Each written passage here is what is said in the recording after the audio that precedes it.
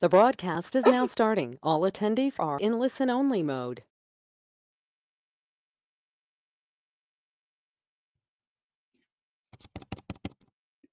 So we're recording now.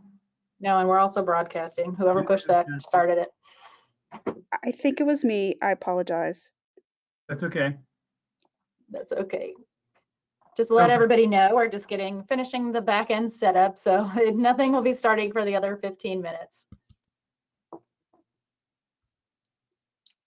Priscilla, all this program. So today our first speaker is going to be Curtis.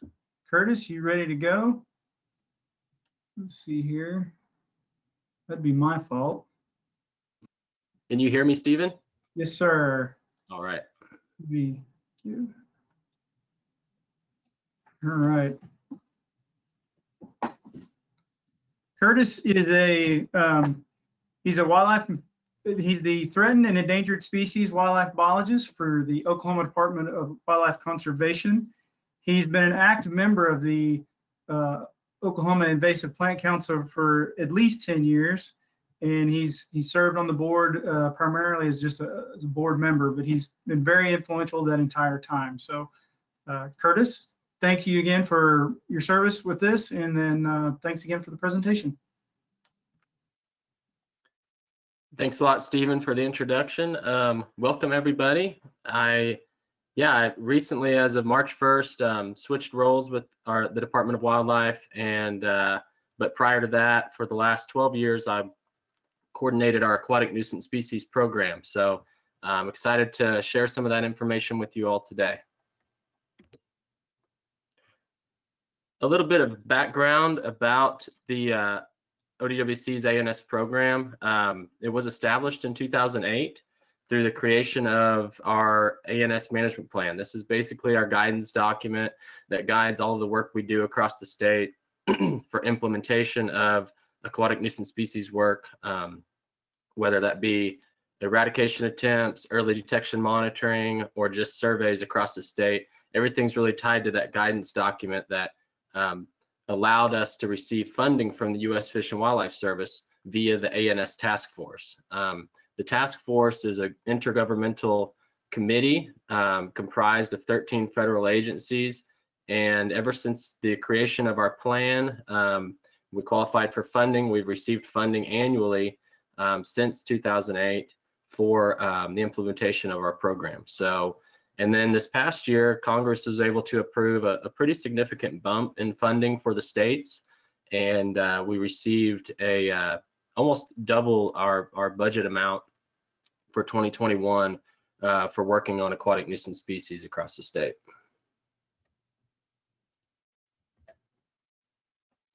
So I'd like to start out by talking a little bit about the background of the program, and then next I'd like to jump into like what is an aquatic nuisance species, and that's a non-native aquatic species that poses both ecological and economic threats, and those two are really key to qualify for that terminology and to qualify for funding. So this includes things like fish, aquatic plants, algae, invertebrates, pretty much the whole gamut of aquatic taxa groups.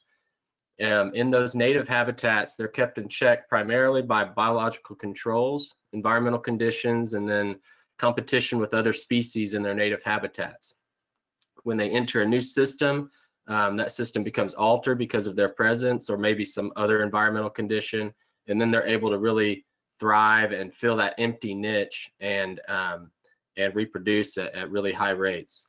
And that fast reproduction is what we consider a disturbance characteristic that these invasive species possess, and that's things like fast reproduction, rapid growth rates of individuals, and they also are very well adapted for dispersal across the landscape, and in this case across our river systems and reservoirs in Oklahoma. Some of the impacts, and this is just a few of them, but the major impacts are habitat damage, the displacement of native species. We've seen with Asian carp throughout the Mississippi River system that they're displacing native species at a very high rate. And in some of those systems, the fish biomass is predominantly Asian carp now, and some of those native species have almost blinked out. They'll also disrupt the ecosystem stability, and they're very costly to control. Billions of dollars nationally each year is spent to control aquatic invasive species across the country.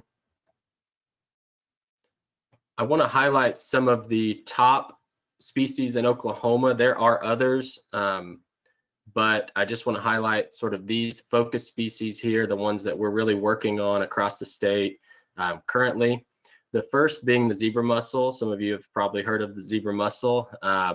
It's been established in Oklahoma since the early 90s, was brought into the US via barge traffic and just kind of worked its way down the Mississippi River Basin and got established in Oklahoma via the Arkansas River Navigation System. This is a filter feeding freshwater mollusk that has a unique capability compared to other native mussels in that it can actually attach to hard structures. So it has a physiological feature called byssal threads on the ventral side of the shell, and it can attach to rocks, pipes, dam structures, all kinds of things, and cause a lot of havoc. That's the main issue that zebra mussels cause. Because of that unique characteristic, they can attach to things and really degrade infrastructure over time. They're also filter feeders, so they're removing a lot of the plankton biomass from water bodies, and when populations spike, they can really cut out the bottom of that food chain that some of our juvenile fish and other freshwater mussels, native mussels, rely on. The next two are kind of grouped together in the Asian carp category. There's two other species not on this list, but grass carp and black carp. But the two I'm going to talk about today are bighead and silver carp that are both from Eastern Asia and were brought into the US for aquaculture means to control algae and plankton blooms in aquaculture facilities.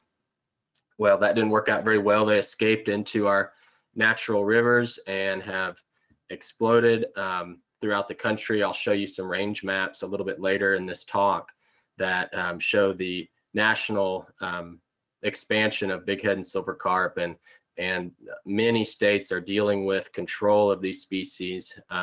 Eradication is very unlikely, but kind of at a management standpoint right now.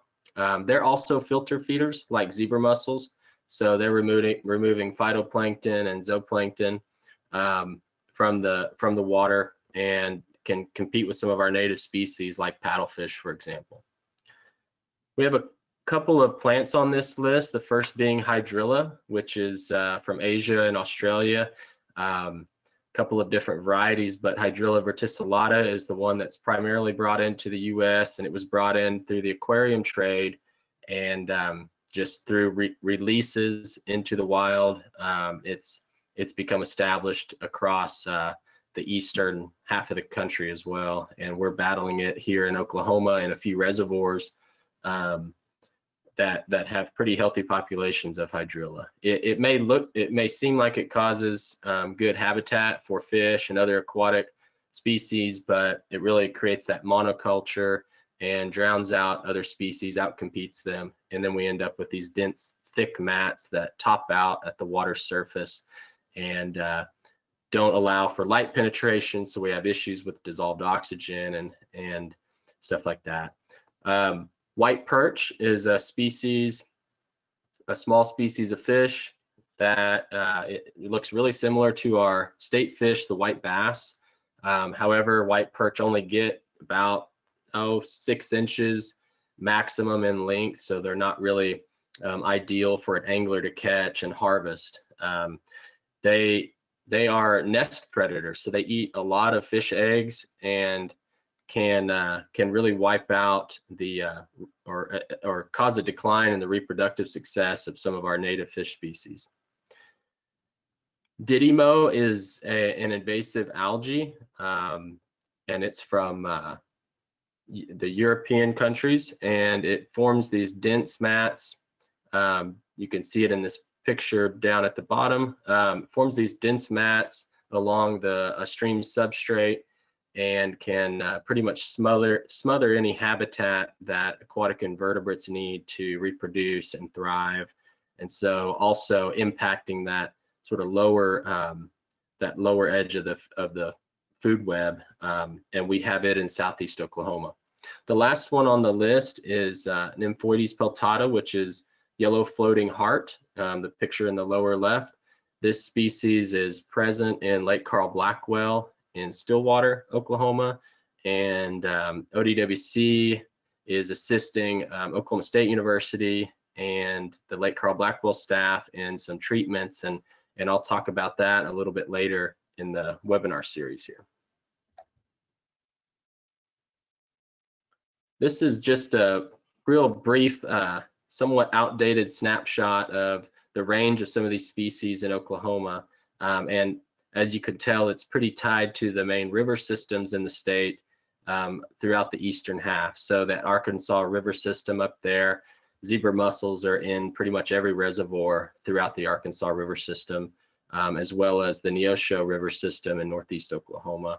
And then we also have bighead carp in Grand Lake, the Neosho and Spring Rivers as well.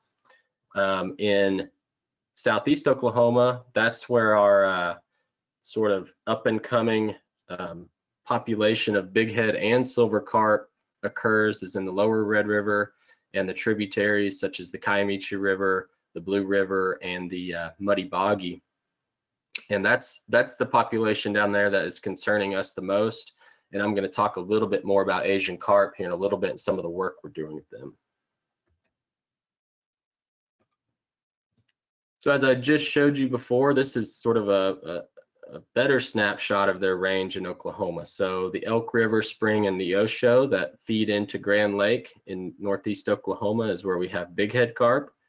And then in southeast Oklahoma, I've got the Kiamichi River listed there, but they're also in the Blue and Muddy Boggy system, which are the three main tributaries to the lower Red River below Lake Texoma.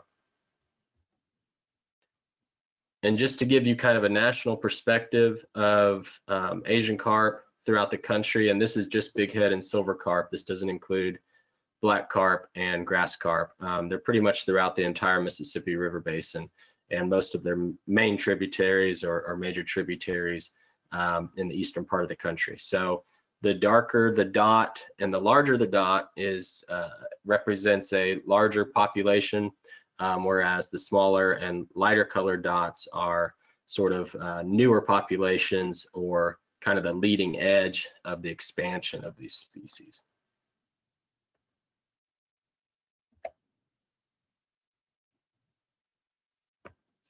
So again, with the national perspective of introduced species in the United States, I got these images from the USGS database, national database.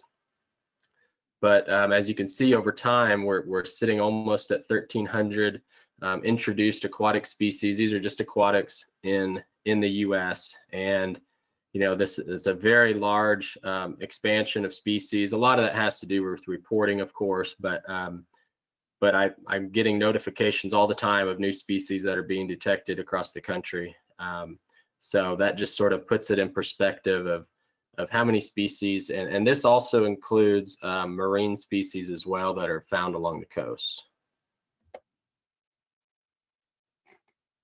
This kind of categorizes that a little bit and shows you, you know, about half of those are exotic to the US, and then almost half of those are native transplants or species that are native in one part of the country but have been moved into a non-native part of their range and been detected. And then a small sliver of that would be hybrid species as well. And then this is a breakdown of the taxa groups related to that data that I just showed you. The majority of those aquatic species are fish, you know, the carp species being included with that, and white perch. And then roughly 18% are plant species. So the top two right there. And then marine fishes come in right after that. things such as lionfish that some of you have probably heard about down in the Atlantic coast. So that gives you kind of a national perspective of these issues with aquatic species across the country. It's not just an issue that Oklahoma is dealing with, and we're actually in pretty good shape related to some of these other areas across the country.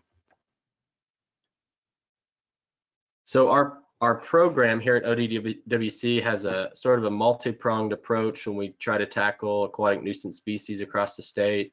Our primary focus is outreach and education. We're very limited on staff and resources, so trying to outreach to the public and encouraging people to take certain steps or use certain practices to help prevent the spread of aquatic nuisance species across the state. I'll talk about some of those outreach efforts a little bit more later on at the end.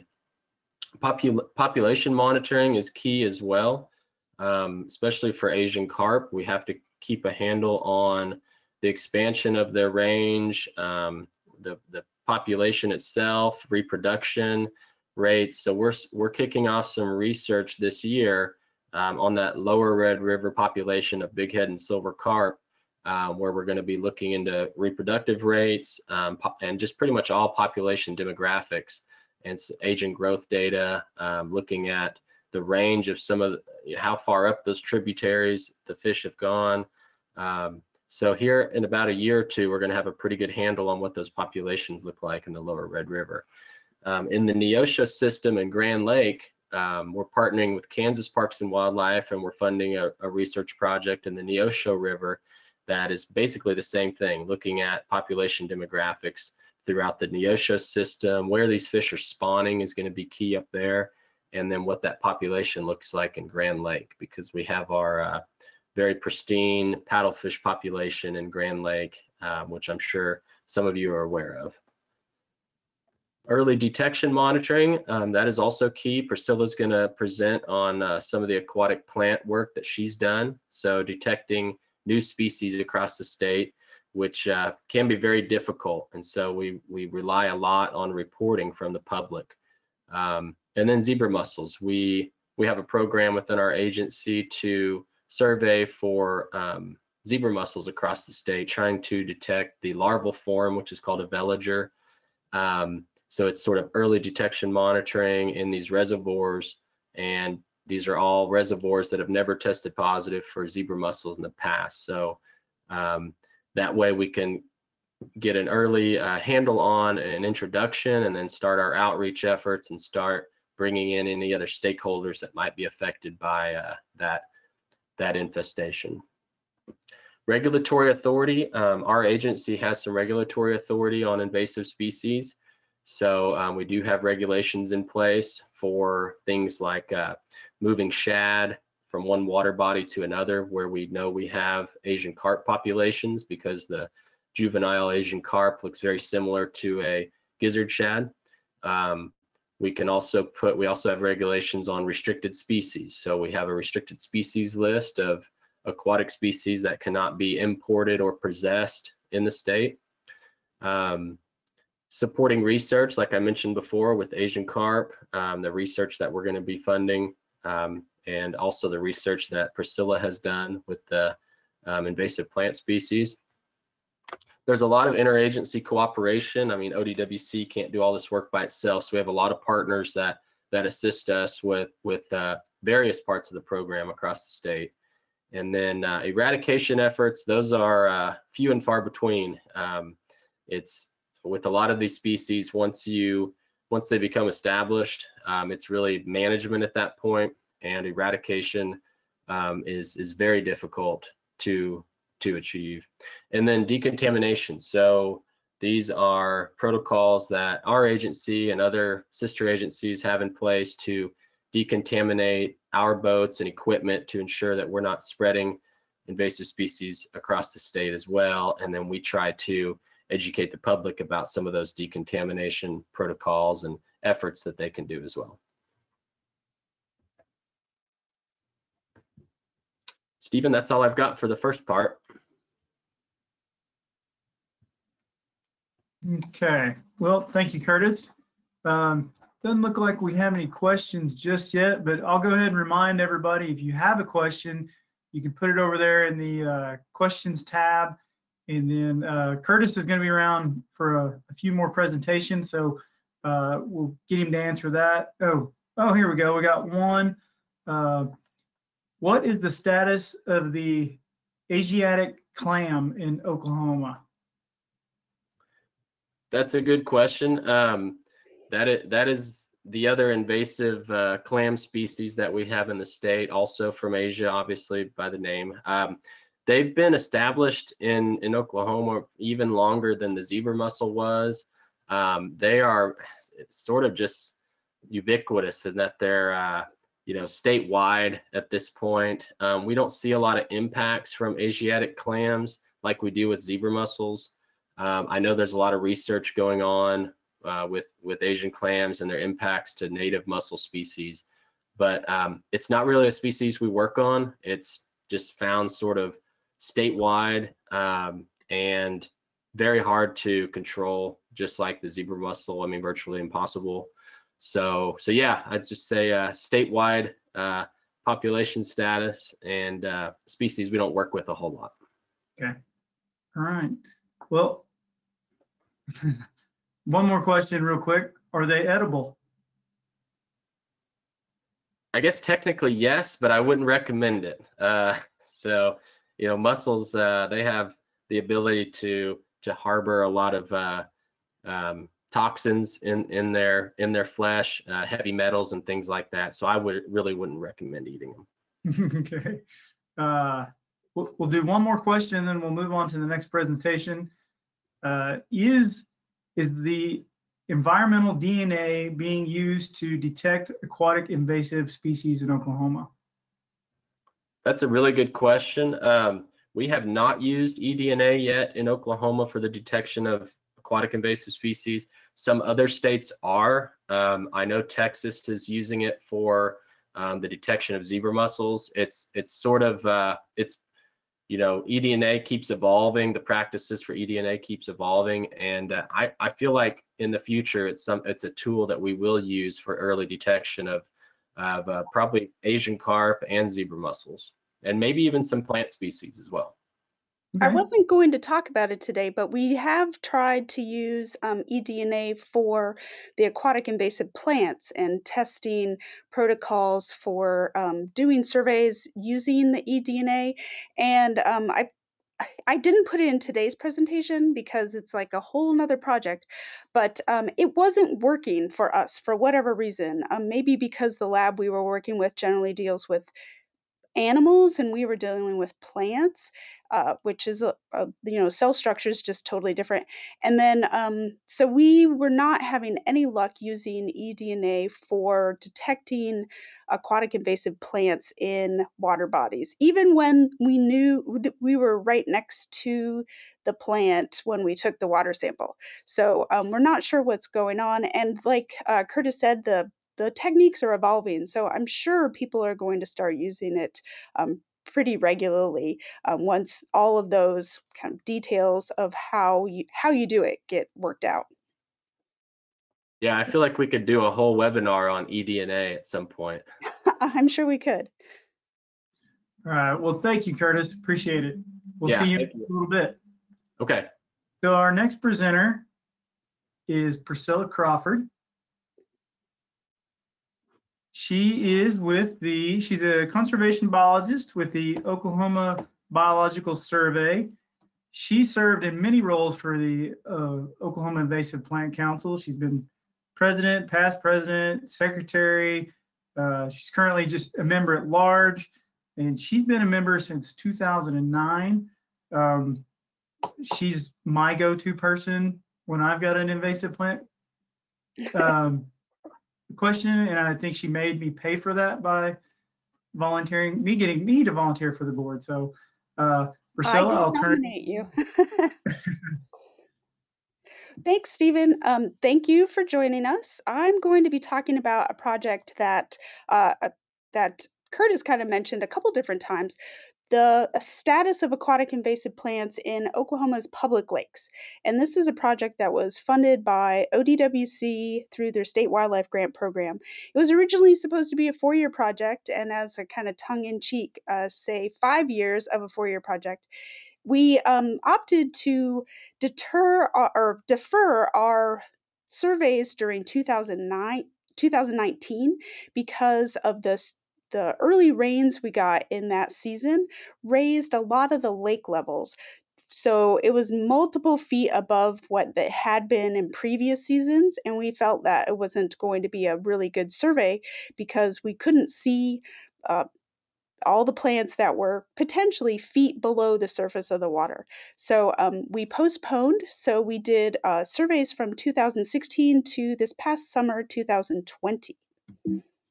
Oh, it's not letting me. There we go. So in the request for proposals that ODWC put out, they specified several species. And here's a list of what they wanted us to look for when we were looking for species in these lakes. So 8 different species. You could see some things had already been found in the state before, and some we hadn't had records yet. So we were looking for those in particular, but then we were also looking for everything else. Whenever I went to a site, I was of course looking for any other exotic invasive species that I could find, including some riparian zone plants that we were kind of wanting to keep track of. So my methods were to take the lakes of Oklahoma, formerly known as the Water Atlas, and if you can see me, I'm going to hold up the paper copy. This is one of my paper copies that I used that the Oklahoma Water Resources Board produced. Now, of course, they have a very nice website, and they have this Lakes of Oklahoma website that is about 149 public lakes in the state. And I say about because you may see some of you that know the state well, in the middle of the panhandle, they don't list Lake Optima anymore, whereas my original atlas did have Lake Optima. I did survey it, and no, there weren't any species there, and there wasn't any water there. But anyway, so over the 5 years, I attempted to survey 149 lakes of these public lakes that had public access points. And I focused on public access points because those are the sites of likely introduction, because invasive plants are moved around by people, and people are accessing these lakes at fishing piers, boat ramps, marinas, boat docks, and swim beaches. And also, we focused on these public access points because there's no possible way we could have surveyed the entire lake for this 4-year project of all the lakes of Oklahoma. The methods we used, we did a visual observation of the shoreline and the nearshore aquatic vegetation. So looking for things that were growing along the shore. And then we used a modified rake. Here you could see in the picture, one of my students that worked with me, Kaylee, she collecting a bunch of aquatic vegetation at Sooner Lake using this modified rake. And then we also collected things not only to make sure we knew what they were, but also for herbarium vouchers, because to make records of these species, the most permanent records are the herbarium records, but we also put them into global databases as well for the public to find out where these are. Additional data that we also collected, because we were at these sites, was water temperature, turbidity, general habitat, and a few other things. So, good news, I thought we found fewer than we expected at our lakes. So fewer species and fewer infestations than I was expecting. I ended up visiting 147 lakes and 516 access points. I think I can probably say that I might be one of the few people that has visited all the public boat ramps of Oklahoma. And some are pretty and some are not so pretty, as some of you know. Lakes that were not surveyed were Rocky Lake in Ouachita County and Mountain Lake in Carter County. Both of those were behind locked gates the 2 times I visited, so I assumed that they were not open to the public regularly any longer for whatever reason. Also, some points at certain lakes were not surveyed because they were gated or closed, or they were signed as private. And sometimes I went down those roads anyway, because sometimes people put up private signs just to deter people from coming down, even though technically it's not private. So some of those points were not surveyed. So of the ODWC specified species, we found all but the Brazilian water reed and the 2 species of water clover. Yellow iris, Iris pseudoachorus, was found but not at the lakes, and that's a whole different presentation about the yellow iris. So I will not talk about yellow iris today, but I will talk about the other species we found and a few of the ones that were not on the ODWC list. So starting kind of with the least problematic and going to the more problematic, we'll start with purple loosestrife. So this is a very showy kind of plant that people have put in their water gardens and around ponds. You can see it's got beautiful purple flowers. It was first recorded in 1999 in the state. So the first herbarium record was 1999 at Lake Guthrie. And you'll see on the maps that I produced, the positive locations will have the bright yellow star. And so Guthrie Lake, you can see down in the bottom picture that, let's see, do I have my cursor? Oops, nope. I don't have my cursor, but that's okay. Down in the bottom picture, you will see that it's not a monoculture of purple loosestrife. It is mixed in with a variety of native plants and some other non-native plants, but it has not become a huge monoculture infestation at Lake Guthrie since 1999. So it's one of the least problematic ones we found. And I also should mention that I'm going to be referring to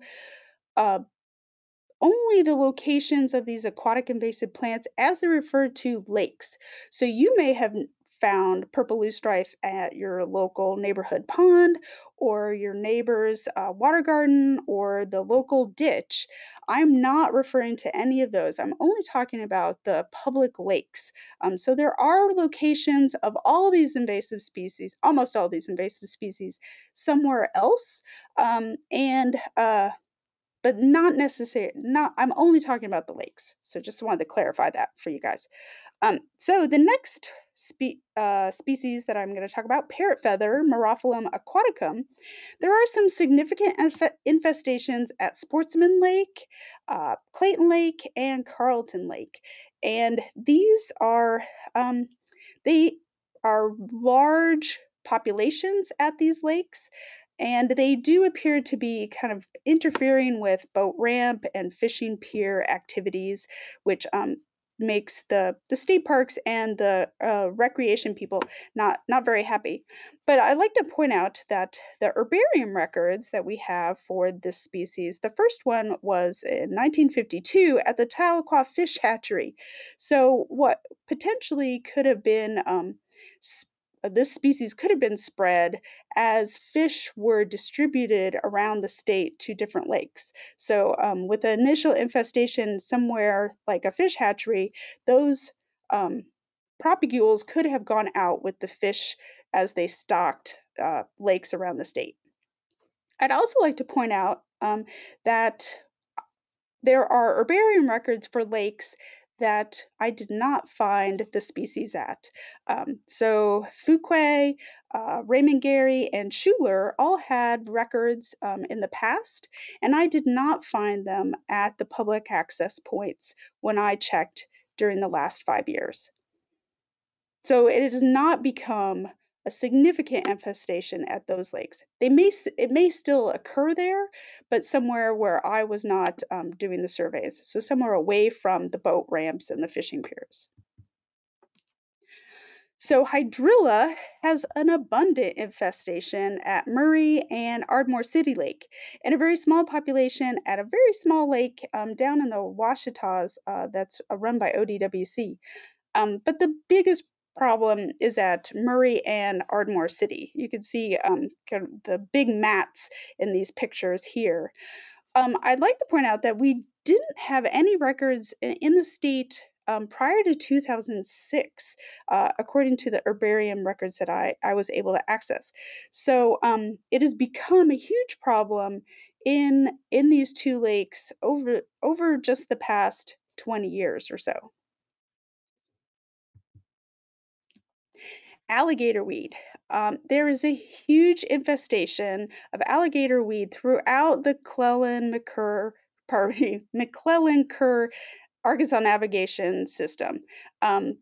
I found these huge mats of it at Kerr Lake and at the Webbers Falls Lake, and it is probably throughout the entire system because you would expect that the movement of boats up and down the river would easily disperse these propagules.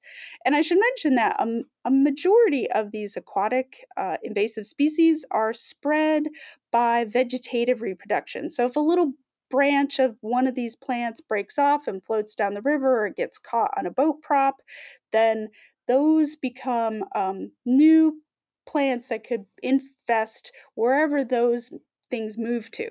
So you don't have to necessarily have viable seeds, but just this vegetation reproduction is really common with these aquatic invasive species.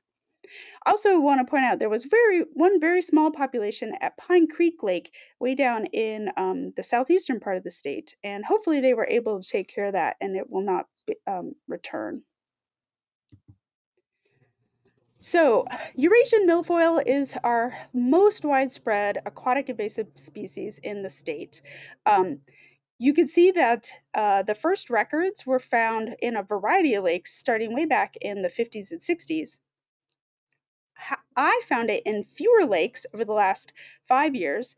And again, maybe it's because I'm only looking at public access points, but it does give us kind of hope that it has not become a terrible infestation at these other lakes because I was not able to find it at the public access points.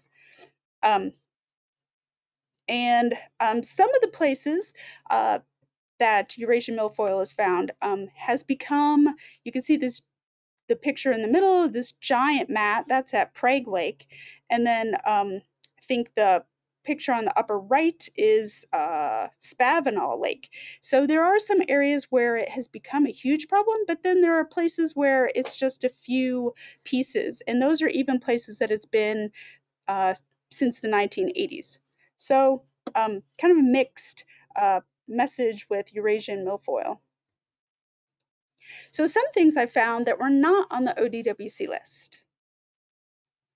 Water lettuce. It is a very popular water garden plant and currently sold in Oklahoma. In fact, somebody recently purchased it at Lowe's just a little while ago, and I told them that they needed to get rid of it so that it didn't get released into any lakes. I only found it at one lake, Pretty Water Lake, which is kind of like a small side lake of Sahoma, which is the city of Sapulpa. And only a couple plants. I collected both plants, so I removed them and they made them herbarium vouchers. But hopefully that might be the end of it. And it's not clear if this will survive winters in Oklahoma. And maybe this extra cold winter snap we had in February, definitely not going to survive. Another species that I found that was not on the ODWC list is brittle naiad, Nahas minor, which looks very similar to our native southern naiad, Nahas guadalupensis. I found it at one spot on the southern shore of Robert S. Kerr Lake. There are records from Lake Arbuckle in 1981, and I went back to those spots and did not find it where it had been found in the 80s. It feels a little bit different. So southern naiad guadalupensis is extremely common in the state, but if you look at it closely, you can see here little teeth on the leaves, and also it is brittle, or it feels stiff compared to the pretty floppy southern naiad. So some of the invasive riparian species that I noted during all these lake visits, salt cedar, probably no surprise to those of you familiar with salt cedar. It was found at nearly all the lakes in central and western Oklahoma, in the lake, on the shore of the lake, nearby the lake, in fields, near the riparian areas. So salt cedar is pretty ubiquitous now in the central and western part of the state. Giant reed was found regularly on at least 10 lake shores and nearby many more lakes. It has become a really popular plant, I think, for people to plant as a visual barrier, so a living hedge or a living fence. It grows very quickly, and people in rural areas like to plant it as a barrier, maybe from their house to the road. So you see a fair number of ditches around the state full of this species.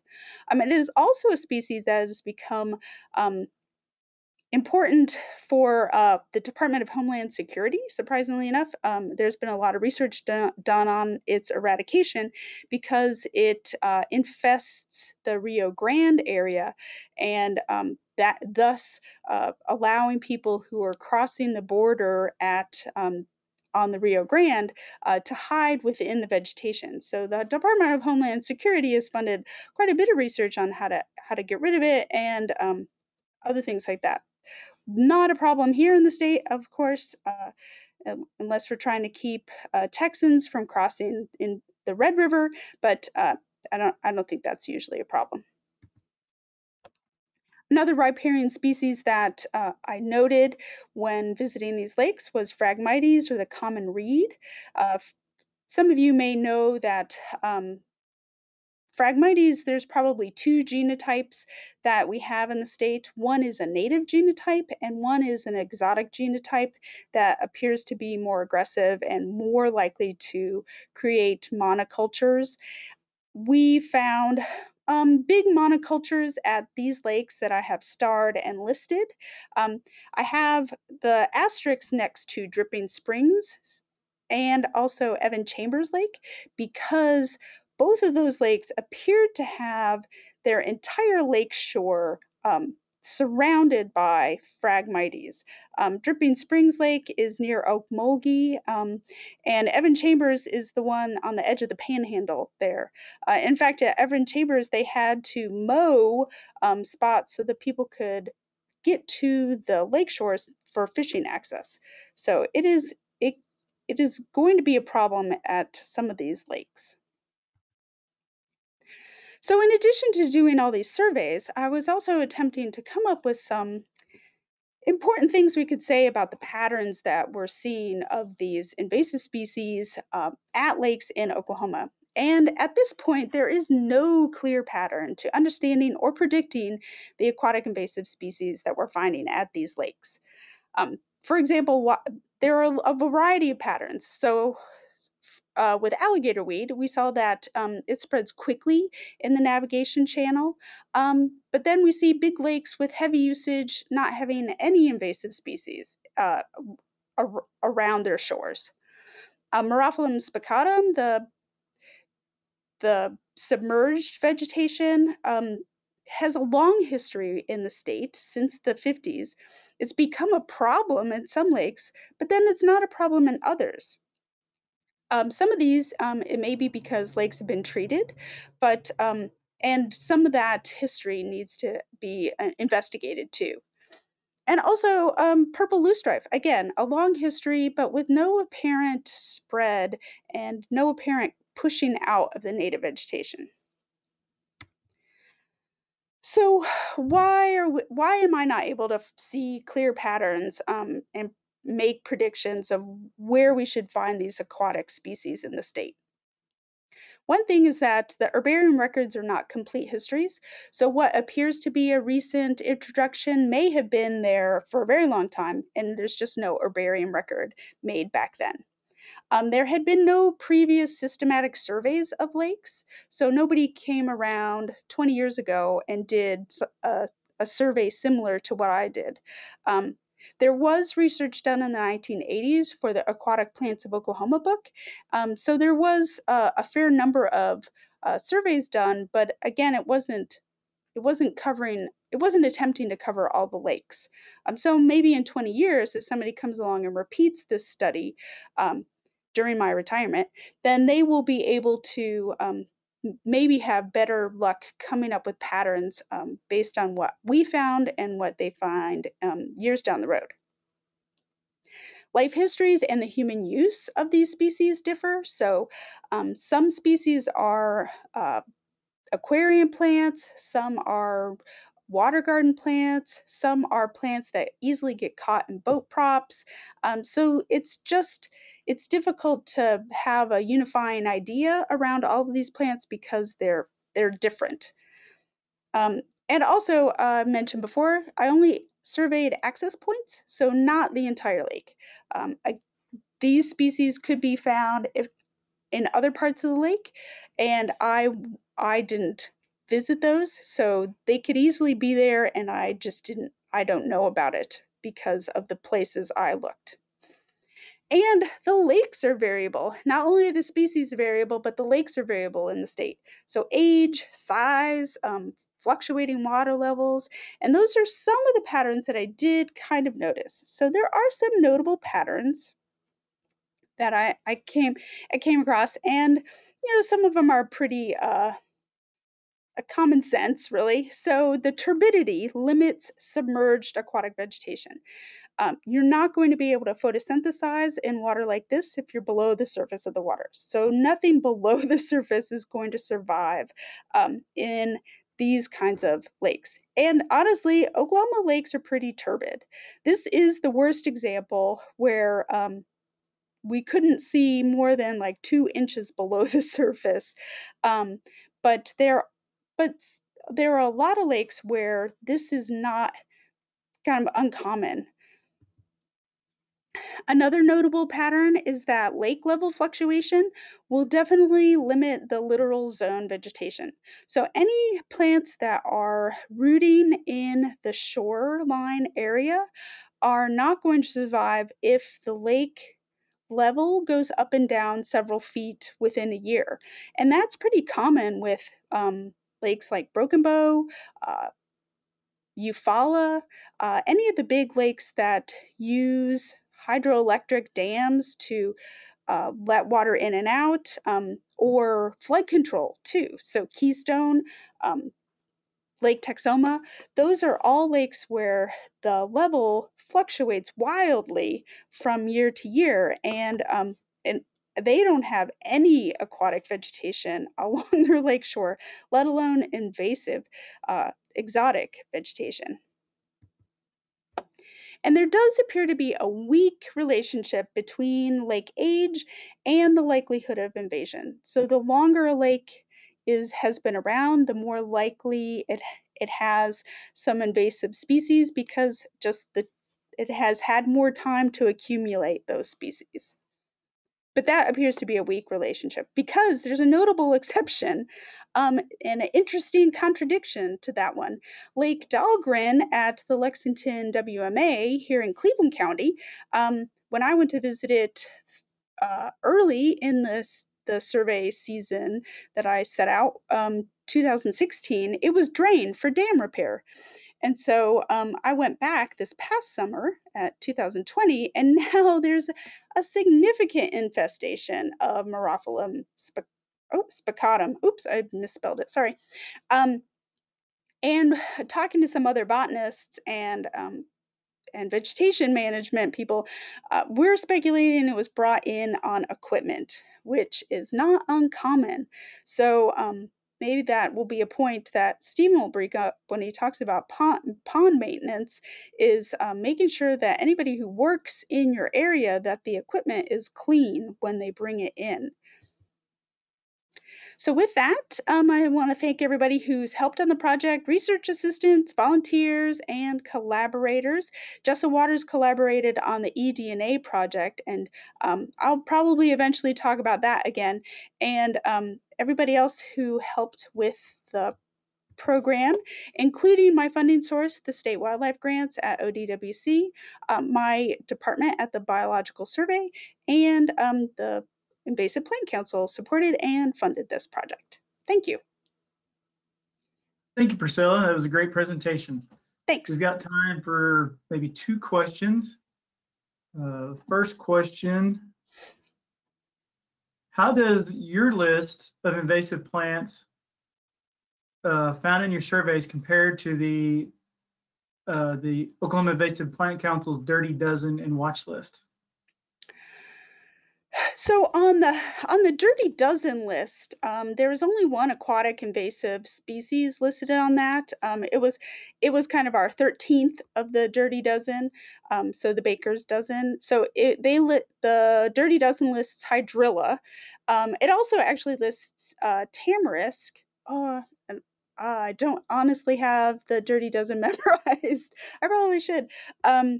So, and then all of the species that I was working with and looking for and surveying for can be found on the current working list of the watch list. So none of the things that, everything I was looking for is on the radar of the Oklahoma Invasive Plant Council.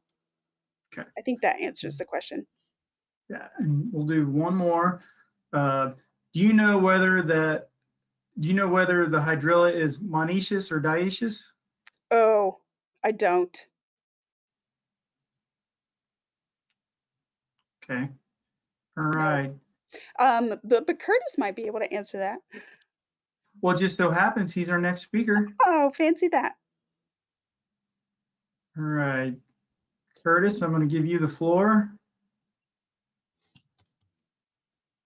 Thank you, Priscilla. Thank you.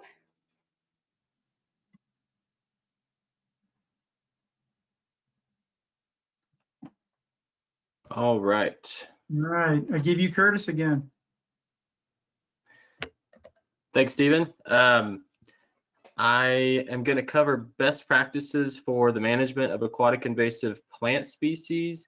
Not necessarily going to talk about treatment strategies for particular species, and not really going to get into particular herbicides and what's used for certain species, but rather I want to talk about sort of the main 3 treatment strategies, and then some of the considerations that managers, whether it be public water body managers or even private water body managers, need to think through when trying to address some of these invasive plant issues and trying to treat some of them or remove them from their systems. So the 3 main categories I want to cover are mechanical treatments to removing aquatic invasive plants from water bodies, chemical treatments, which would be the application of herbicides primarily, and then biological treatments. And that is where a species such as an insect or maybe a fish can be used to control a plant species in a water body. And then of course, sometimes a combination of methods, maybe 2 of these methods may need to be used to really eradicate a species from a water body. And then at the end of that, I'm going to talk about a case study regarding the yellow floating heart population at Lake Carl Blackwell. So considerations for treatment, I'll start with mechanical. Mechanical treatment is sometimes not a feasible option for a target species because it could possibly lead to even more expansion or even more invasiveness of that species in a water body. You can see this harvester down in the picture in the bottom right.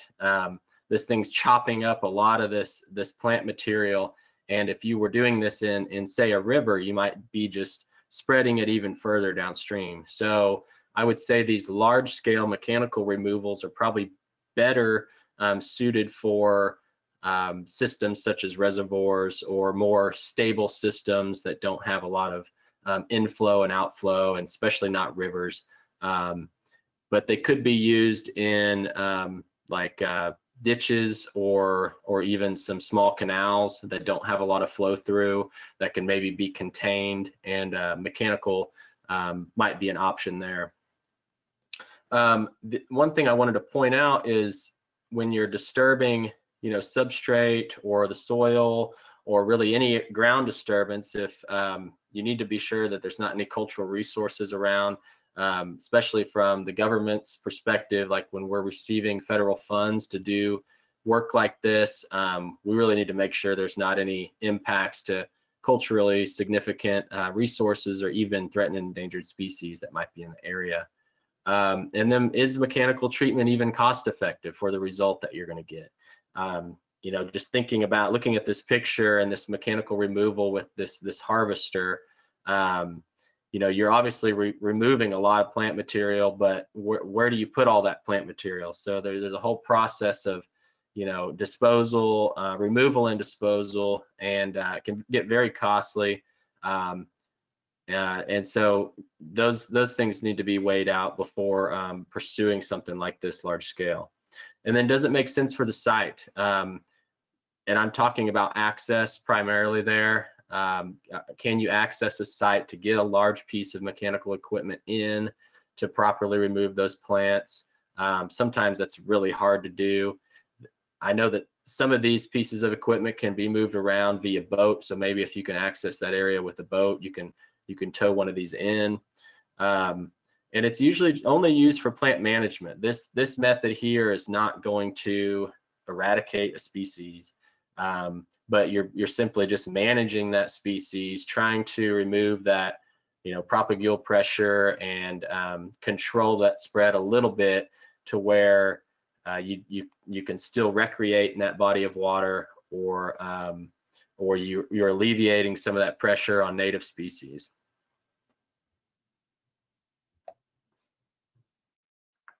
Some considerations for chemical treatments. This can be a very effective method to control aquatic invasive plants if done right. And the plant identification, I've got this listed at the top here, is really key. Some herbicides are very plant specific, or they may only work on a certain suite of plants and not others. So proper plant ID is key there before you pursue or pick out a chemical or an herbicide to use for this method. And obviously making sure that herbicide has been approved at the federal level and is approved to use in water bodies. Application rates are very important when it comes to herbicide application, and I can't stress that enough. I mean, especially in small impoundments, I get a lot of calls from people that have maybe done an herbicide application on a plant in their private pond, and they've applied it over the entire water body, and the next thing they know, they've got all of the plant material dying off, and then they get this dramatic drop in dissolved oxygen, and then they have a fish kill as a result. So there's a lot of things that can go wrong if herbicides are not applied at the correct rate. Seasonality of application is also important. We're talking about some of these species that, like the pictures Priscilla had earlier of those species that top out at the water surface.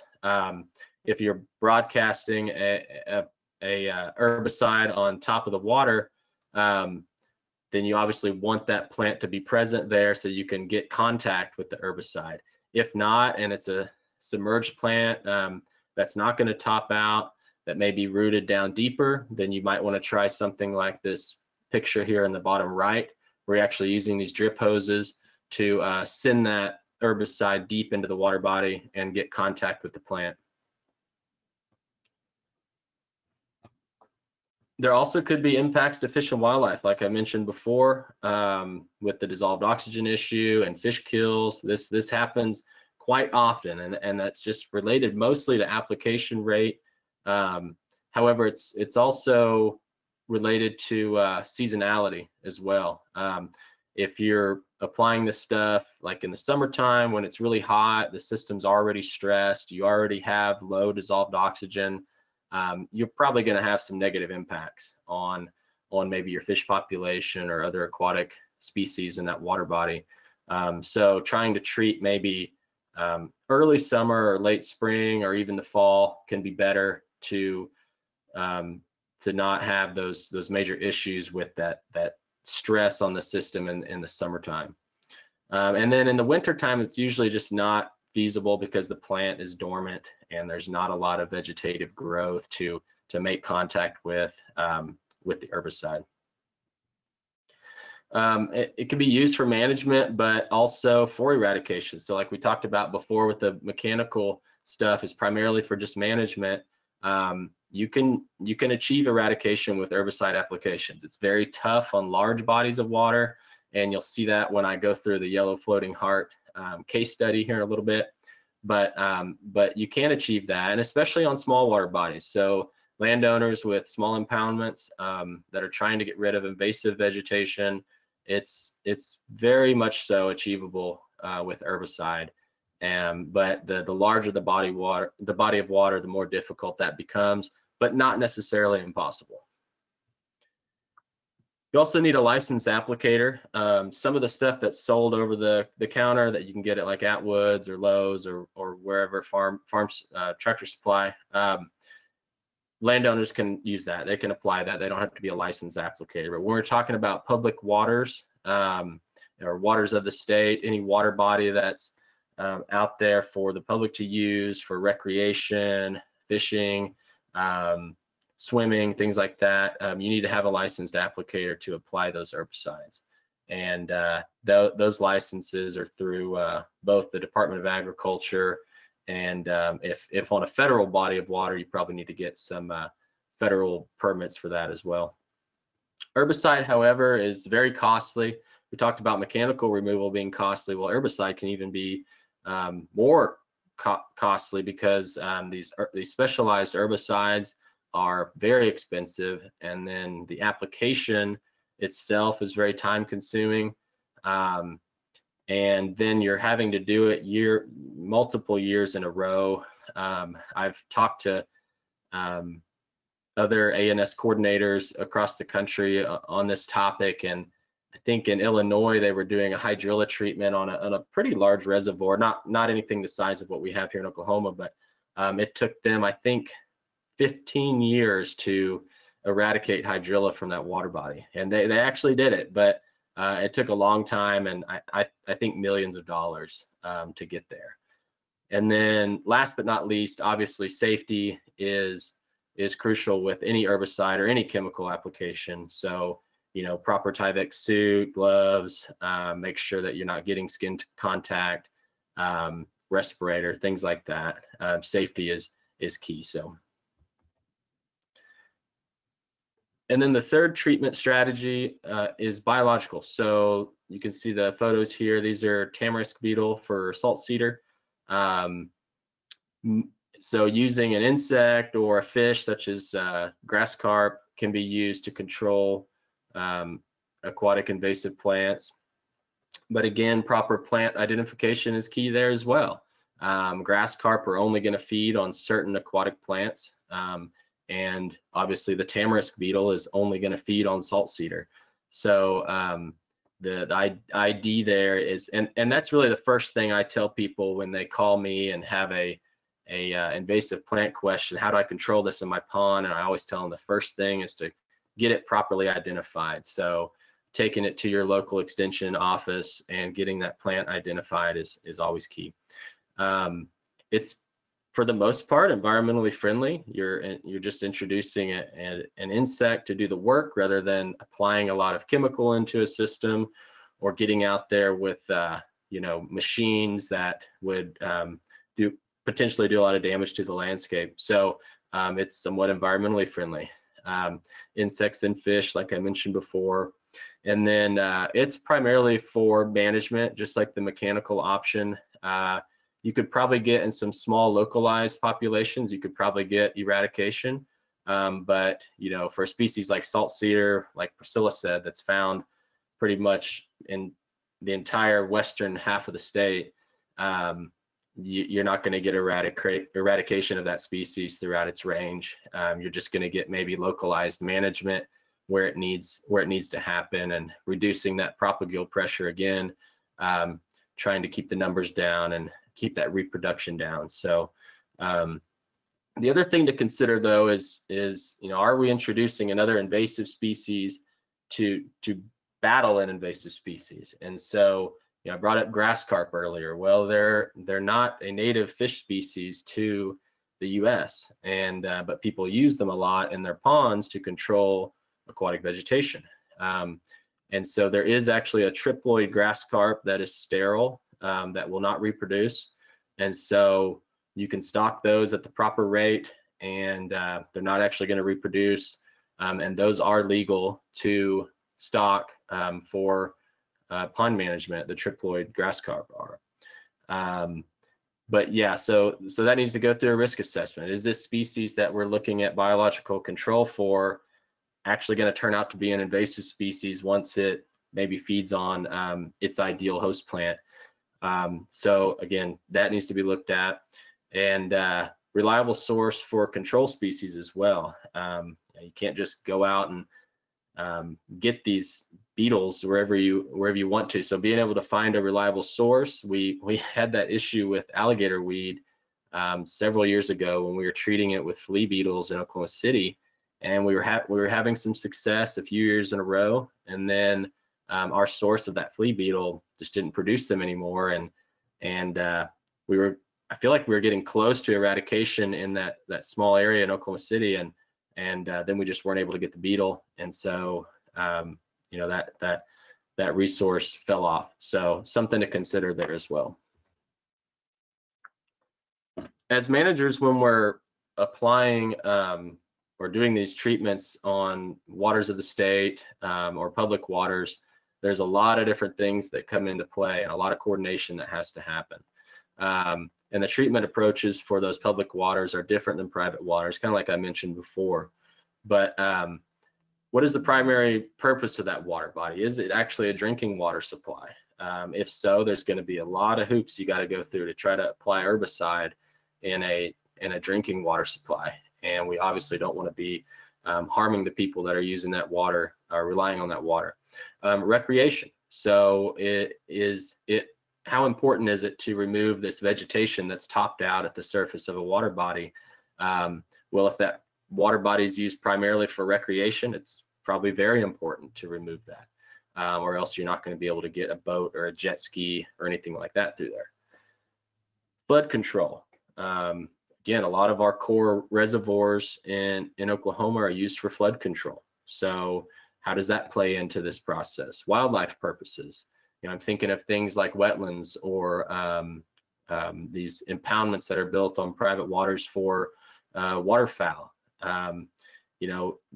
How important is it for us to get those invasives out of there and rely on native species to be that habitat source for those waterfowl species? Agriculture, cultural, and then energy as well. So there's all these different things that have to come into play, and then there's different jurisdictions across there for these different bodies of water that have to be brought in, like the treatments we did at Lake Carl Blackwell. We had to bring in Oklahoma State University. We had to get permitting from the Department of Environmental Quality, the Lake Carl Blackwell staff, ODWC, with concerns to maybe fish and wildlife. And then if we're doing any kind of work on tribal lands, of course, tribal governments would be involved. So there's a lot of work that has to go into preparing these strategies and preparing these plans when we go to treating aquatic invasive plants on public waters. And that's primarily why we just don't do it a whole lot in public water bodies. It's just very difficult to do and bring together all these different components. And like Priscilla mentioned before, in the river systems, you're getting natural spread all throughout. So what good are you really doing? It's a little bit more achievable in these reservoirs or small impoundments where it's more of a controlled system.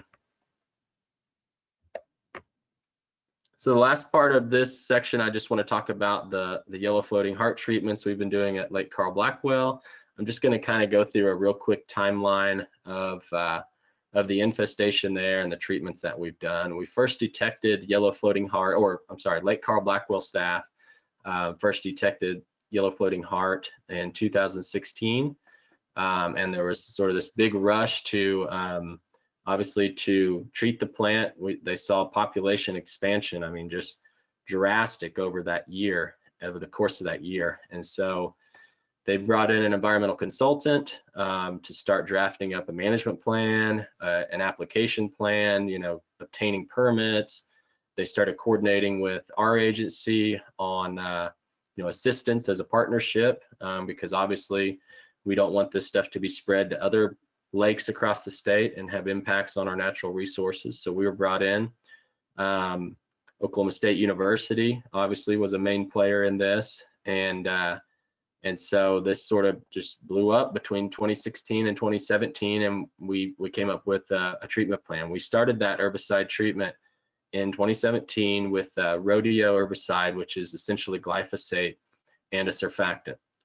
So this was just broadly applied on the surface of the plant in the heavy infestated areas, and we had decent results, but not that great. We also kicked off our outreach efforts at that time. So we started posting signage at boat ramps, educating some of the local groups there that use the lake about the plant. There's also a lot of people that live on Lake Carl Blackwell. There's some small communities there. So outreach efforts targeted to them to help prevent the spread of the plant. So we had outreach that was ramping up. We had treatment that was beginning, and we felt like we were jumping on it pretty quick. And the herbicide application with the rodeo wasn't great. We got some removal of the plant, but it really wasn't that great. We continued that in 2018 and decided that that herbicide just wasn't working very well for us with that plant species. So we contacted a company called CPro. They had a product that had just kind of come out and hit the market and was approved, called Procelacor, which targets yellow floating heart very well. And in 2019 and 2020, we had treatments of Procelacor that took place. And I'd like to give a shout out to Cliff Sager. He was our airboat driver for the application. And that really helped to get back into some of those coves and hard to reach areas. And we had really good results from Procelacor. So we're looking at some just upcoming spot treatments for this year. I mean, we had dramatic decline in vegetative growth in the last 2 years with the Procelacor treatment. We're hoping for some spot treatments this year, here in the next couple months, and then following that up with maybe some spot treatments next year, and then we may have it wiped out. We'll see. We're getting really close. So I guess the takeaways from this would be it has been very costly over the last few years for this, especially switching over to the Procelacor option. It's not cheap at all, and you know, long duration. So it's 5 years. We're going on 5 years of treatment. Probably going to need 6 or 7. So you know, several years in the making to knock this plant back. We had to go through, like I mentioned before, approved application plans and monitoring plans. That's the other thing I didn't really mention was you're applying this herbicide and knocking the plant back, but then you really need to monitor that and see how effective your applications are, to see if you need to make any adjustments to your application rate maybe the next season. So I know OSU, their environmental science program has been really involved with the monitoring of the population there. Licensed applicators, you know, I mentioned they had to bring in a consultant that was licensed to do this, and then state permits, and just had a lot of stakeholders that had to be involved in various coordination meetings and things like that. So a lot of work goes into to fighting a small, somewhat pretty aquatic plant like yellow floating heart.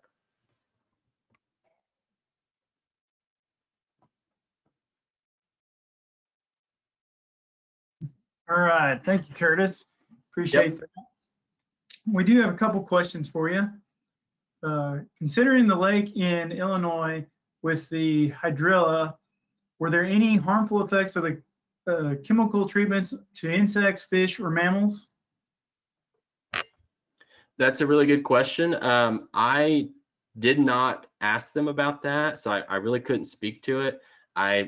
I doubt there was, or else they probably wouldn't have continued it for that period of time, that duration of 15 years. A lot of these herbicides have to be tested on organisms to see if they have impacts to native species.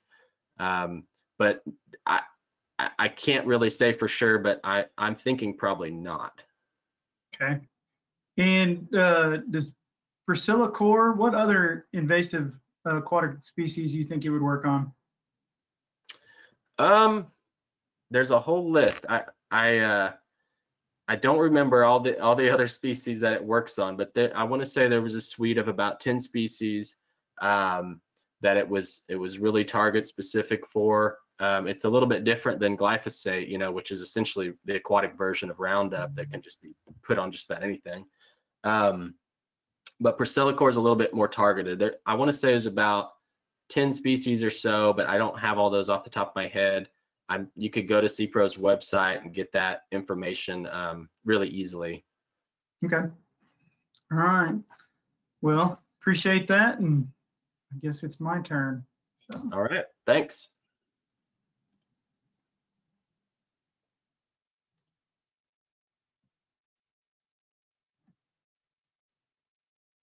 Okay.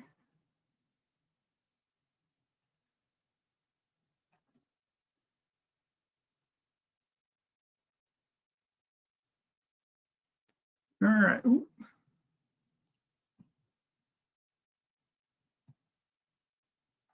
Sorry about that. You probably want to start from the beginning.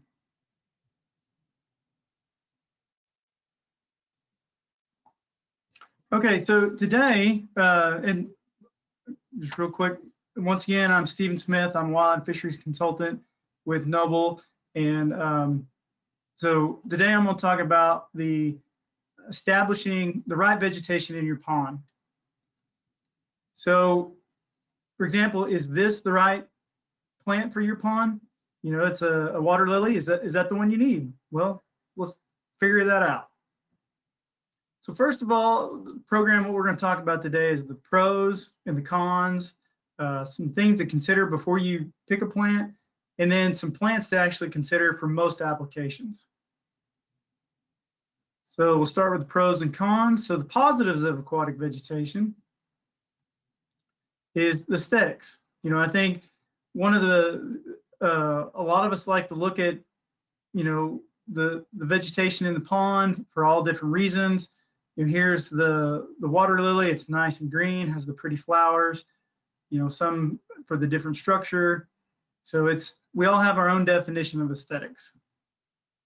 And then the aquatic vegetation helps with the water quality and erosion control. Like here, you got some smartweed and American water willow holding this bank together. It's doing a great job. And it's important to our wildlife and our fish. It gives these small fingerlings a place to hide. And then it's important for the aquatic insects that these fish feed on. Same way with the waterfowl. They feed on all parts of the plants, but not every plant, but a lot of them. And one thing a lot of people don't think about is aquatic vegetation can be used to limit access. For example, here, you see the cattails lining these. The slides are not advancing. Priscilla, can you see are they advancing? Yes, I see limit access and the cattails. So it may be the person's internet connection, their personal internet connection. Sorry. Okay. Sorry, Jay. All right. So you know, I have one producer that uses cattails to line a pond that's close to a public road, and he lets those cattails grow strictly to keep people from hopping over the fence and fishing. So what are some of the negatives?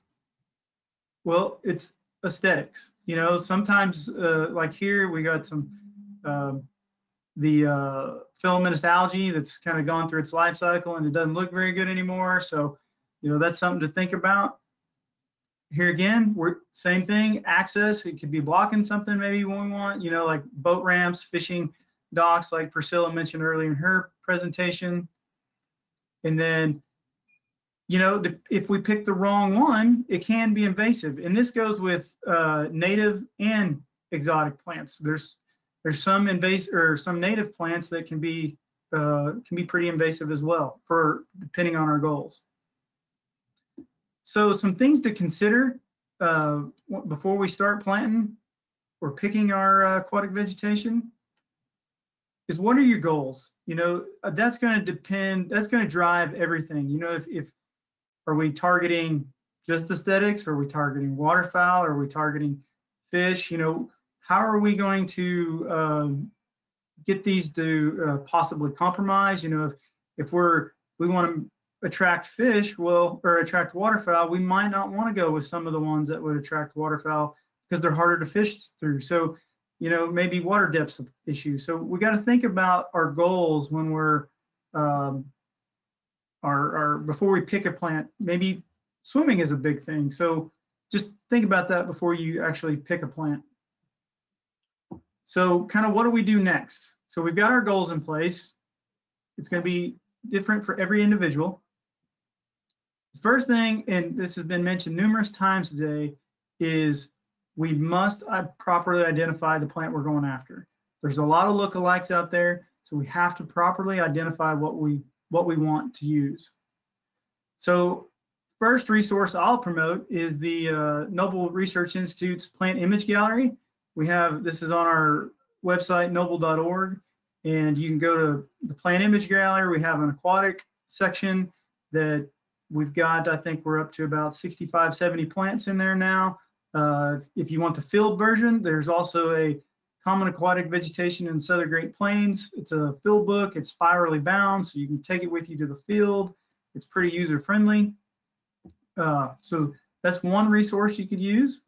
And then another one is Aquaplant. It's through the Texas A&M AgriLife, and it's a really good website as well. Like I said, I've circled the different places you can find the plant ID, and it breaks it up into same way ours does, or theirs does it, you know, floating, submerged, you know, so it kind of walks you through what you might have. And then to the design, you know, what is our pond, how was it built if it's already been built, or how are we going to build it? And Priscilla made a great point about, you know, make sure that your contractor just didn't come out of an ODWC lake or state lake full of some obnoxious weeds or something that you don't want. Make him go clear cedar trees for a little bit first and let the equipment dry out. So, but these are, you know, the design of the lake's very important because it's going to be how we manage these new plants. A lot of plants are root depth, or a lot of rooted vegetation is depth limited. You know, here's an example of some sedges that are, you know, they're depth limited to about 1 foot. But if we want to plant lotus, for example, the great big leaves, round leaves, you know, they're depth limited to 7 feet. If we want cattails, they're about 3.5 feet. So we got to keep that in mind when we're planting these new plants or managing for them. So slope and depth are important. You know, here, if we want to limit the number of plants we want, you know, we want a steeper slope. It's going to give us less area for that vegetation to grow, that depth limited vegetation. And if maybe we want more vegetation, maybe we have a more gentle slope. This is going to be probably more access friendly for our livestock, and then probably more wildlife friendly as well. So if we have it, you know, say this pond here is ours, and we're trying to promote, you know, vegetation in it, what do we need to do? Well, first of all, we got to get the cows out of the water. Well, how do we do that? It's simpler than a lot of people think. We just build a fence around it. And this fence, you know, it can be as big as you want it to be, but we like to keep it away from the pond far enough that we can drive, you know, equipment around it if we need to do any maintenance to the pond, or maybe we want to brush hog a certain area for fishing access, camping, whatever that may be. And then on one side or both, we have several that have on both, we'll put an access point where livestock can enter the water, but that is the only spot they can enter the water. And here's kind of what it looks like from the side. So here on the left side of the screen, you can see the shore, and then the angle there at the bottom is just where we fill it with rock. And the larger rock on bottom, we kind of pack that in, and then we cover it with gravel. The cattle are like us, you know, they'd rather not stand on rocks, so they'll go in, get their drink, maybe take a quick bath and get out. But they don't want to stand on rocks any more than we do. And then we use poly pipe, 2-inch poly pipe, and we just make a big half circle out of it and anchor it in place with T-post. You know, we might put more poly pipe over those to kind of protect them a little bit so it's not plastic on metal rubbing. And we've had these last for years. We used to use PVC, but PVC has a tendency to crack and weather over time, and then they, you know, get cracks in them and then they sink and they're no longer useful. So here's just kind of one, you know, real world setting. You know, we've got it, the poly pipe right there, a little electric fence extending out into the water. You can see the vegetation. It's nice and lush all the way around the pond. And, you know, cattle hadn't had access to this pond, or I mean, around the entire thing for 20 plus years. So we have plenty of aquatic vegetation. But let's say cattle aren't a problem and we don't have any vegetation, the stuff we're looking for, and maybe, or vegetation's limiting, we might have to protect it from these guys, red ear sliders. They get a bad rap thinking, you know, a lot of people try to trap these thinking they're eating their fish. Well, these are more, they're going to eat far more vegetation than they are fish. And if they do eat a fish, that fish was probably dead or dying and you wanted that fish eaten anyway. So a lot of times in a brand new pond, we need to protect our vegetation from these guys. And how we'll do that is we'll go collect it somehow, and I'll talk about that in a second. And then we'll just protect it with this, you know, this construction netting. It's just a plastic netting, and, you know, give the area a pretty nice buffer around it so it has a chance to expand and get more than what the turtles can eat. And so, and if you're gonna go out and get vegetation, some things to consider is you gotta use a trusted source. So if we wanna collect vegetation from this pond, we have to be willing to accept every vegetation in this pond. I've visited this pond many times. I have a pretty good understanding of what's in it. But if this is your first chance of being at this pond and you're on that far bank, are you okay with these cattails right here on this side? I mean, so these are some things you got to think about. So let's say you do go to this pond and you collect some vegetation from it. I'd recommend getting you a $6 kiddie pool from, I found this on Walmart yesterday morning. Buy that $6 kiddie pool, put that vegetation in there, let it do its thing for a couple weeks to make sure that there's nothing else in there that you don't want. I mean, you want plant A, but you don't want plant B. So give that, because like Curtis mentioned in his, you know, your fragments can make a lot of these species with just fragments, they can make new plants on their own. So we got to be careful with that. So like I said, you want to give it a little chance to make sure you didn't bring anything you didn't want to. So some plants that I typically recommend to producers that are looking to promote aquatic vegetation in their new ponds or existing ponds, maybe they're trying to rehabilitate a little bit. I like spike sedge. It's a short growing plant, you know, 6 to 12 inches tall. It just grows right along the water's edge, maybe a little out into a couple inches of water, the mud flats. This particular plant Cattle eat it, so that's why if you have cattle in the pond, that's why you don't see it. But this is a good one for bank stabilization, and I've never seen it cause a problem. It's depth limited, which helps. American water willow, here's another good one. You know, it can get about 3 feet tall above water, and it'll grow in several feet of water. It's great at stabilization, as you can tell there. A lot of nice places for aquatic invertebrates to hide, small fish. And if you got small aquatic invertebrates, hopefully you have a lot of small fish and maybe some young ducks as well. So smartweed is another good one. We typically plant this one for waterfowl. You know, and this is going to be depth limited to about 3 feet, but there's perennial species and annual species, so we just kind of lump them on to smartweed with this one. So another good plant, and it also does a great job for erosion control. Longleaf pondweed, this is a good one for waterfowl and fishing. The waterfowl eat the seed heads here and the leaves. Fish enjoy it because it's relatively easy to swim through underneath it, but it still provides them some cover, protection, and a good place for the invertebrates. Fishermen are okay with this plant for the most part, because what you're looking at right here is the majority of the biomass. It's on top of the water. There is a stem that comes up from the bottom, but there's not a whole lot of stems or leaves underneath the surface. So you can fish through it relatively easy if you have a weedless lure. So another one, if I'm focusing probably more on waterfowl, but somewhat on fishing, is southern naiad. This one, you kind of have to be a little careful with. It can develop into a mat, as you can see here. It can be hard to fish in, but it makes really good waterfowl food, and it does provide a really good habitat for small invertebrates for the small fish. So in conclusion, just you need to start with a goal for the pond. Identify what that goal is, because that's going to drive everything else. And then you need to identify the proper plants that will meet that goal and get them from a trusted source. Like I said, you just don't want to go down.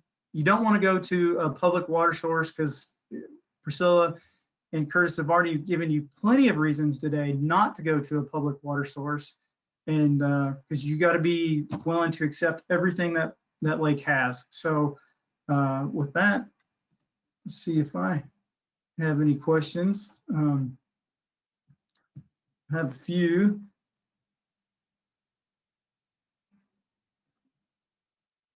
So what is that one answered?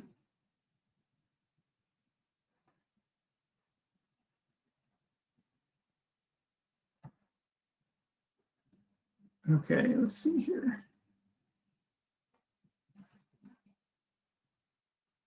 Okay, we talked. All right. Okay, I didn't have any questions, so I dazzled you all beyond belief. That's great. So I'll go ahead and turn it back to Curtis, and he will finish our day for us. Thank you, everyone.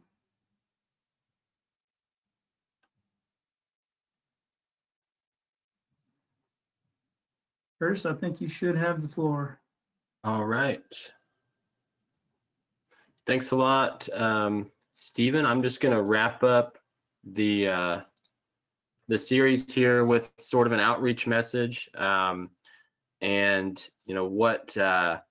what you as a resource user, or whether you're a boater or an angler or someone that just likes to enjoy public waters, what you can do to help prevent the spread of aquatic invasive species across the state, with just some simple things, really.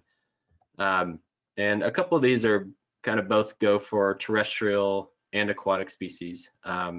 But plant native species. Either, you know, a lot of the species that Stephen just covered for your private water bodies. Try to plant native species in your lawns, in your gardens, and especially water gardens. You know, Priscilla brought up water lettuce earlier, and you know, you can get that you can get that on the internet. You can get water hyacinth on the internet.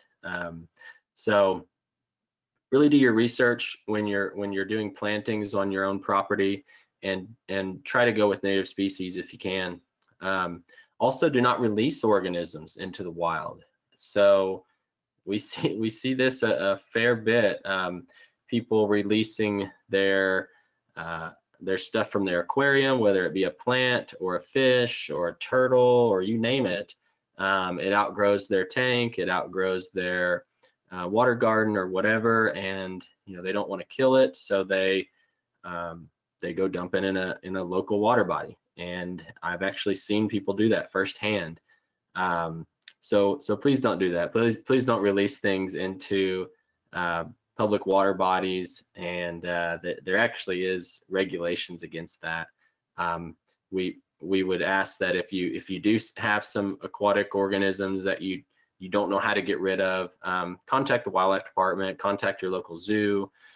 We can help you work through a plan for those animals.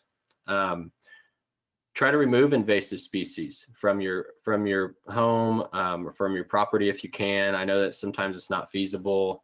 It can be costly, you know, to go out and remove eastern red cedar on your entire plot of land. But you know, if you've got some invasive honeysuckle around your house or something like that, that's extremely invasive, try to remove that, or try to have it properly removed and disposed of. And then last but not least, decontamination of your, if you are a boater, if you boat around the state in different water bodies, try to practice those clean, drain, dry practices, and clean your boat and equipment and trailer and everything before launching into a new water body. If you can't clean it, then let it air dry for a week before you go to a new body of water. If you're going back and forth to the same body of water, it's not as big of an issue. But if you're going to be moving systems, especially drainages, try to decontaminate everything the best you can.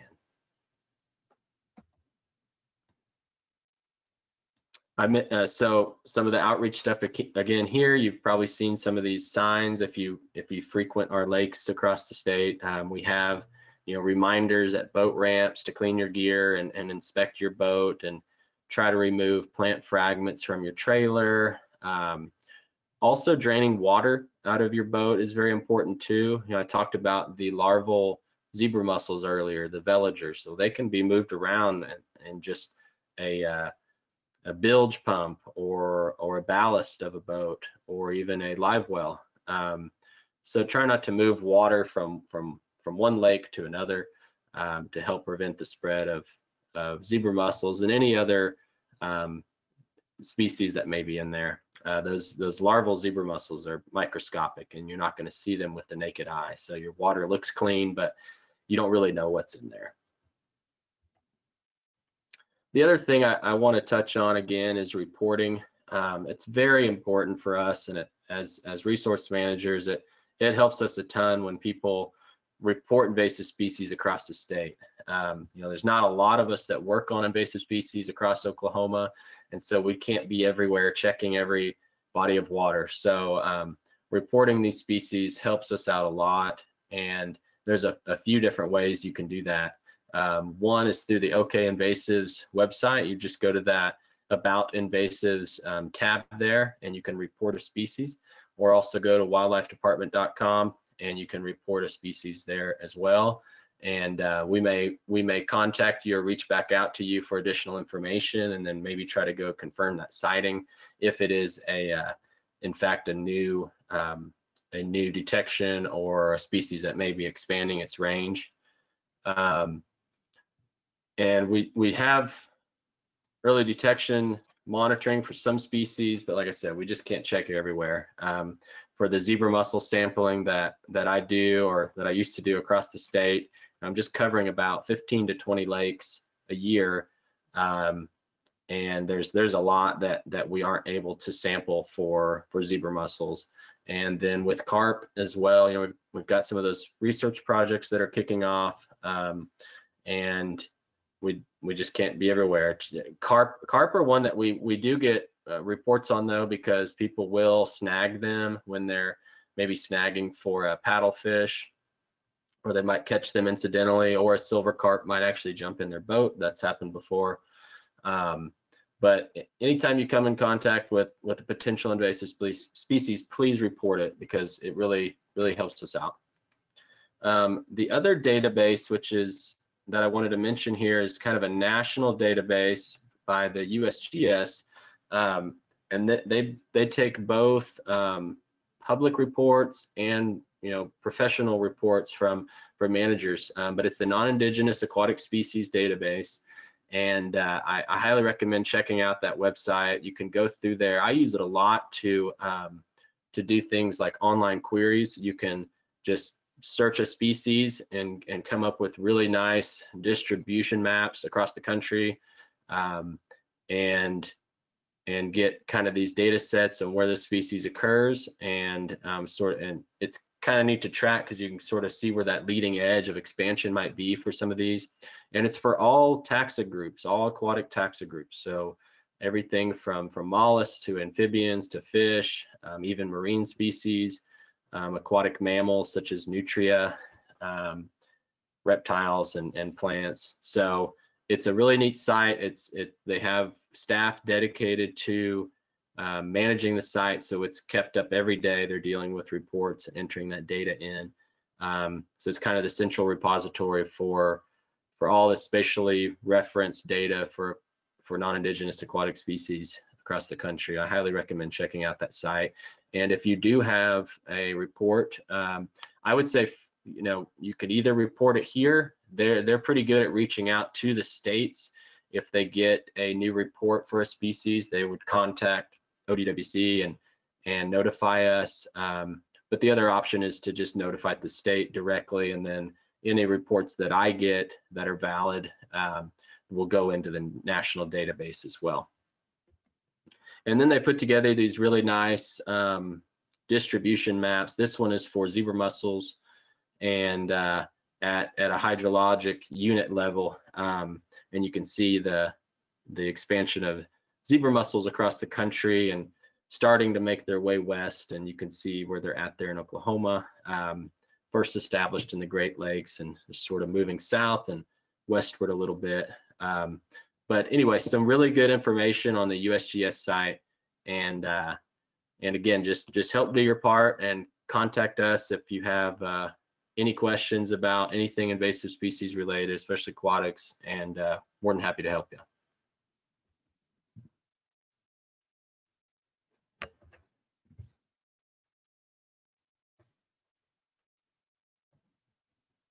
All right. Thank you, Curtis, again for carrying the load today. You did a great job. Thank you.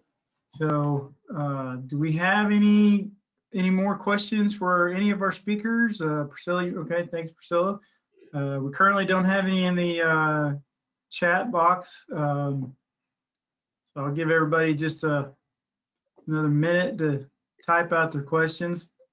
While we're waiting here, I would like to point out that in May, we're going to do a whole webinar on reporting invasive species. So we're going to cover things that are super simple, like ways that are super simple to notify us of invasive species, all the way to kind of some more complex things like the USGS site. So we will be covering that in the May webinar, how to report invasive species, from super simple apps to like detailed data sheets, depending on kind of your level of interest in reporting. Yeah, and I'm thinking there we can actually pull up that USGS reporting database and just maybe sort of work through a report and see what that looks like, the report form. And there's a fair amount of data. it's fairly simple though, but you know, they want as many details as they can get, obviously. Oh, and I'm going to Alright. show my screen because I'm want people to know that we're encouraging officially joining the Invasive Plant Council. You could join for a very modest fee, and it helps us to support our work through small grants programs, outreach materials, and student awards. So if you have really appreciated this information that we've been giving out over the past few months, we really encourage you to officially join the Invasive Plant Council. That was a perfect ending. We don't have any questions. So once again, I'd just like to thank our Priscilla and Curtis, and I thank everybody that showed up today. And it looked like everybody stayed the entire time. So once again, thank you, and we'll see you in May. Thanks, everybody. Bye, everybody. Thank you.